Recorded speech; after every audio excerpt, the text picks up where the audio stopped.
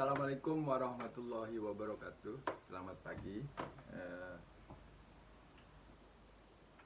Sebelum saya berangkat kerja, saya menyempatkan diri untuk membuat video ini karena banyaknya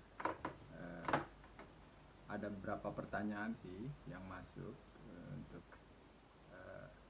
rumah murah di Jepang. Video saya tentang rumah murah di Jepang itu sepertinya animonya cukup bagus dan banyak yang tertarik dan banyak yang ingin tahu seperti berapa hal ya.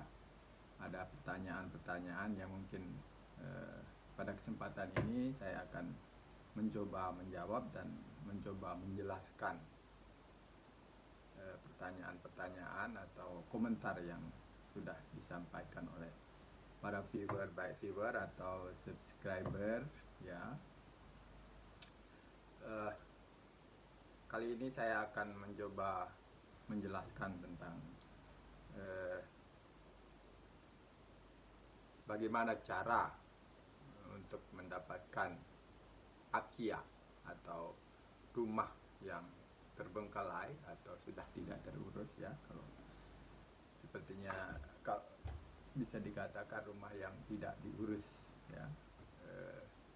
Salah satu caranya adalah dengan mencari di internet ya, ada situsnya, bisa diketik di Akiya, bisa ditulis, itu akan keluar. Tetapi mungkin ketika Anda mencari di internet itu harganya tidak murah lagi karena banyak uang administrasi yang dibutuhkan karena bisa dibilang para agen ya, kalau di sini bisa dibilang fudoya, sudah masuk ke sana untuk menawarkan jasa-jasa tentang bagaimana untuk pengurusan surat atau apa, sehingga biayanya akan menjadi membengkak ya. Ya sudah tidak rumah murah lagi jadinya ketika sudah diekspos di internet. Tapi dalam hal ini saya punya tips ya, cara untuk mendapatkan Akiya. Tapi itu kita harus lakukan sendiri dengan cara kita mengamati ya.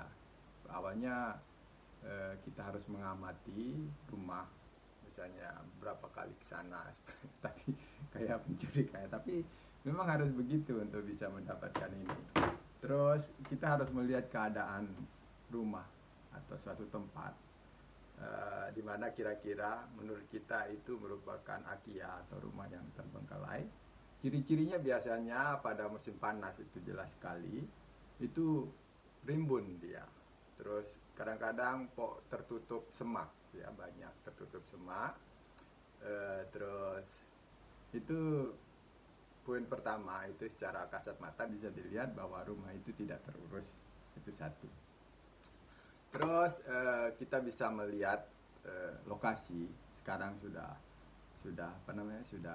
sangat mutakhir dengan adanya Google atau apa, Google Map atau apa. Kita bisa melihat alamatnya, posisi rumah dengan melihat di Google, mungkin itu akan keluar alamatnya. Terus lokasi ya. Setelah melihat di Google, tahap selanjutnya kita bisa menelpon ke Syakuso setempat ya. Syakuso artinya kantor camat atau kantor kota atau kantor daerah ya. Kita bisa menelpon ke Syakuso setempat menanyakan tentang rumah yang kita perkirakan merupakan Akiya ya, rumah yang kira-kira menurut kita Akiya. Dan itu tidak masalah karena pegawai di Syakuso atau pendengar ramah akan menjawab bahwa rumah itu tidak membayar pajak. Kita bisa tahu dari pembayaran pajaknya, berapa lama rumah itu tidak dibayar pajak. Terus kalau memang cukup lama tidak dilakukan pembayaran pajak, itu sudah pasti rumahnya terbengkalai. Dalam hal ini kita bisa langsung bertanya kepada pihak yang mengangkat telepon Dan nanti kita akan diarahkan ke sebuah bagian di Siakuso itu yang akan menjelaskan tentang status rumah, ya, status rumah. Dari situ kita bisa mulai berangkat, ya, untuk melakukan penelusuran lebih lanjut dan menanyakan bagaimana untuk bisa mendapatkan rumah tersebut, atau ada kemungkinan untuk dialih namakan, atau ada kemungkinan untuk dilakukan perawatan. Karena untuk bisa mendapatkan AKIA itu tidak harus berbalik nama, ya, berubah nama. Apabila kita sanggup untuk membayar pajak atau merawat, itu pihak pemerintah akan dengan senang hati memberikan wewenang kepada kita untuk baik itu merawat atau tinggal di situ, atau apalagi untuk memiliki. Tapi untuk memiliki ini memang dibutuhkan beberapa surat-surat yang sangat penting, ya, di mana itu namanya posisi tohon, atau apabila kita tinggal di suatu tempat, kita menunjukkan bahwa tempat kita tinggal kita ada di suatu daerah. Terus sudah jelas untuk orang asing itu biasanya ya paspor dan surat izin tinggal atau visa, atau kalau sekarang sudah kalau dan resident card atau izin Toro Kuso, Gaikokujin Toro Kuso, ya.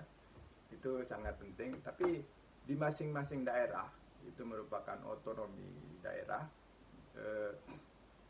Syaratnya bisa berubah-ubah, ya, berbeda antara satu daerah dengan daerah yang lain, karena di Jepang ini juga otonomi, ya, masing-masing daerah itu mempunyai peraturan sendiri, baik dalam hal AKIA atau izin tinggal atau kemudahan-kemudahan yang bisa kita dapatkan juga berbeda-beda di Jepang ini. Jadinya untuk bisa mendapatkan AKIA atau rumah terbengkalai ini tidak harus orang Jepang, ya, tidak harus warga negara Jepang. Orang asing juga bisa mendapatkan AKIA atau tinggal di AKIA atau membeli AKIA. Ya, tentunya semua ingin harga yang murah. Tapi untuk bisa mendapatkan harga yang murah itu kita harus melakukan riset atau pengamatan sendiri secara langsung dan melakukan memenuhi persyaratan-persyaratan yang diminta itu dengan melakukannya sendiri. Karena kalau kita minta bantuan jasa pelayanan itu biayanya sangat mahal di Jepang, dan